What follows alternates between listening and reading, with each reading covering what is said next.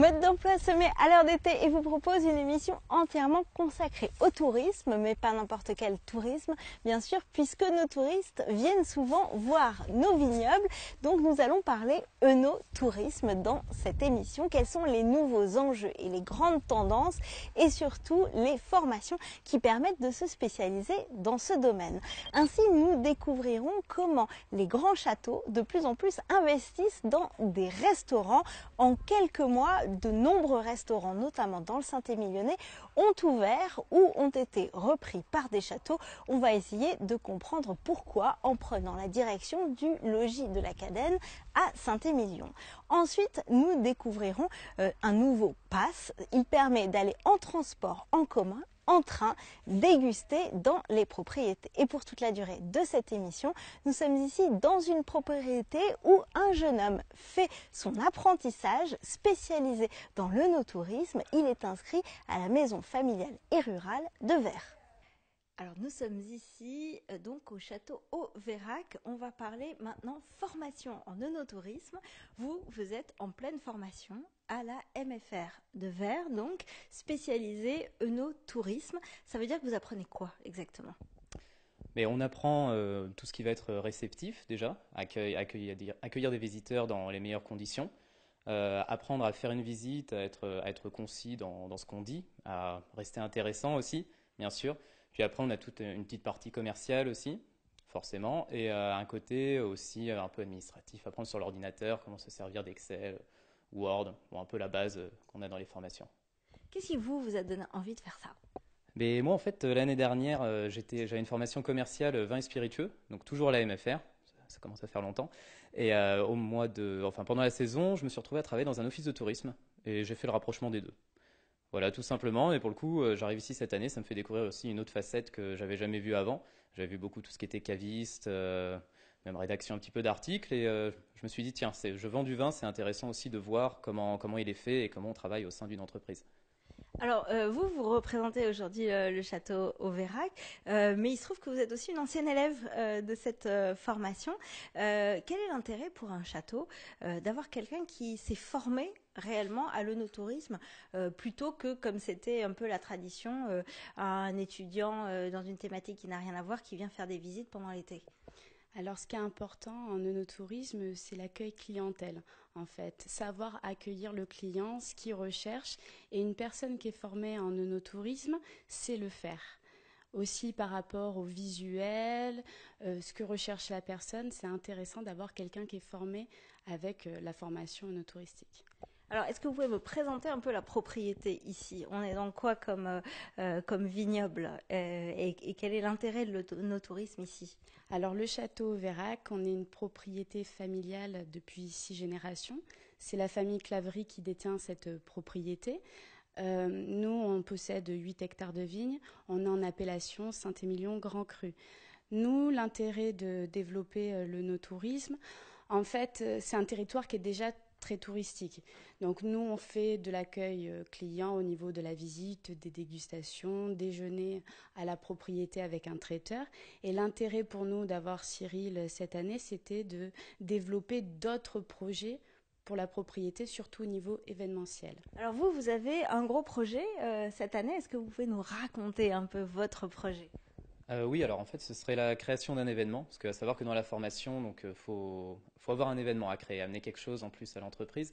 Donc là, j'ai eu l'idée d'un marathon photo, donc mais pas comme les autres. En fait, ce serait sous forme de visite dégustation avec Accord Mets Vins dans plusieurs châteaux différents de la commune de Saint-Étienne-de-Lys, afin de fédérer un petit peu aussi les propriétés, car beaucoup de propriétés font des choses pour elles en fait, et pensent pas forcément à faire des choses groupées avec les autres. Et histoire de donner un petit peu aussi de fun et quelque chose de plus ludique, faire avec un concours photo à thème. Merci en tout cas de cette présentation de votre formation et je vous propose tout de suite d'aller découvrir la grande tendance actuellement dans les vignobles. Ce sont ces grands châteaux qui investissent dans de la restauration.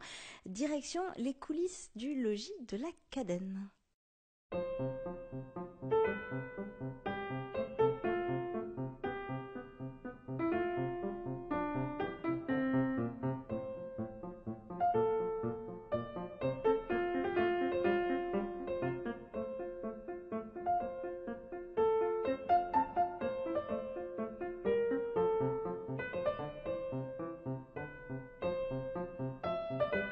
Ceci est une propriété viticole. C'est la grande tendance. De nombreux châteaux ont ouvert leurs restaurants ou, comme ici, au logis de la Cadène, ont plus discrètement investi dans la gastronomie et le tourisme. Derrière ce cadre élégant se cache en effet rien moins que le nouvel investissement de Château Angélus. Alors, le logis de la Cadène donc, est le plus vieux restaurant de Saint-Émilion, qui a été fondé en 1848. Et donc, est une véritable institution à Saint-Émilion, connue des locaux, mais aussi des nombreux visiteurs qui passent dans la cité médiévale tout au long de l'année. Et c'est un restaurant donc, qui appartenait à une famille, la famille Moulierac-Marfy, pendant plusieurs décennies, qui a décidé donc malheureusement de se défaire de ce restaurant en 2013. Et donc j'ai présenté ce projet à ma famille en leur disant que je pensais que ce serait magnifique de pouvoir acquérir ce restaurant, un nouveau projet pour nous, un développement pour Château Angélus. Voilà, donc nous avons fait l'acquisition de ce restaurant en 2013. Un restaurant, mais aussi 4 chambres de haut standing. Mais ici, seuls quelques détails discrets lient l'établissement à Angélus.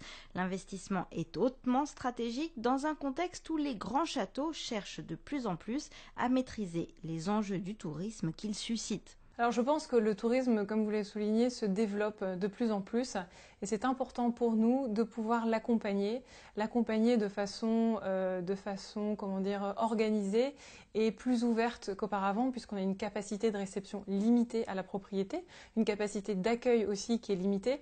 Donc c'est un vecteur de développement pour nous en essayant de toucher une clientèle peut-être un petit peu plus large à travers le restaurant. Pas surprenant donc que cette petite adresse ait attiré un jeune chef talentueux et ambitieux qui apprécie d'avoir des propriétaires qui ne sont pas que des financiers. On n'est pas dans la chose ou dans le restaurant où on a tendance à stagner, on fait notre petite cuisine et voilà.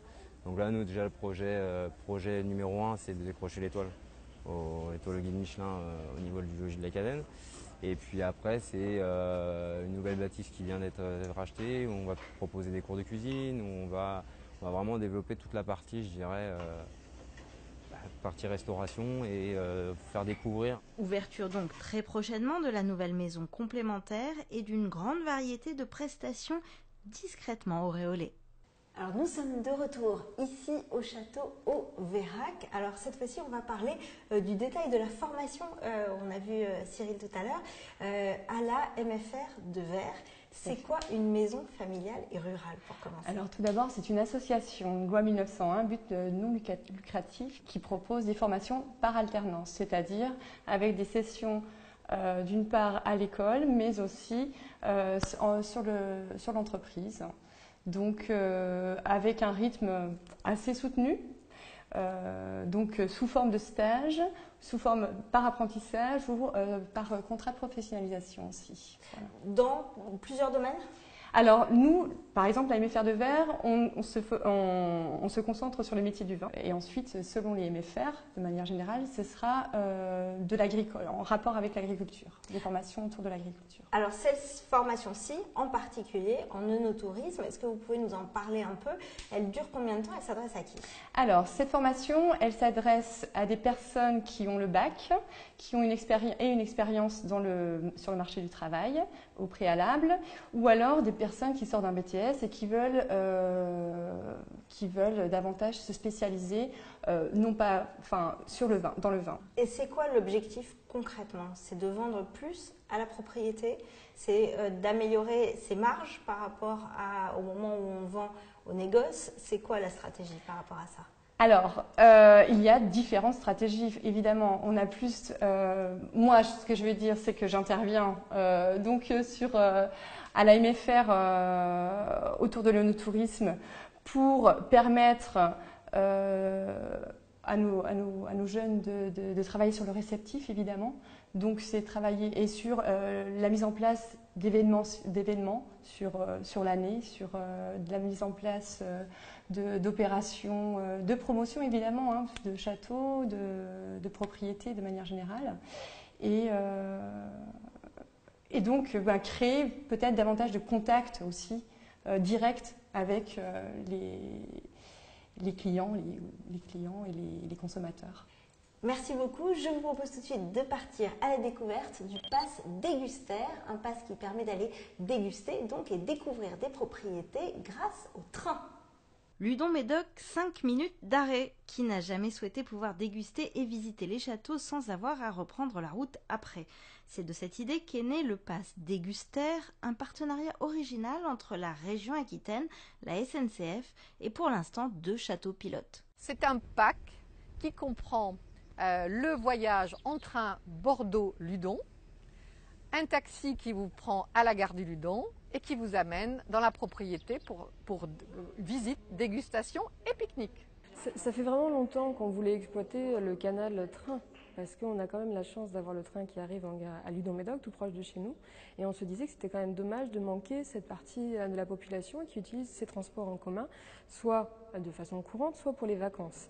Et on s'est dit, c'est vraiment novateur, c'est une première.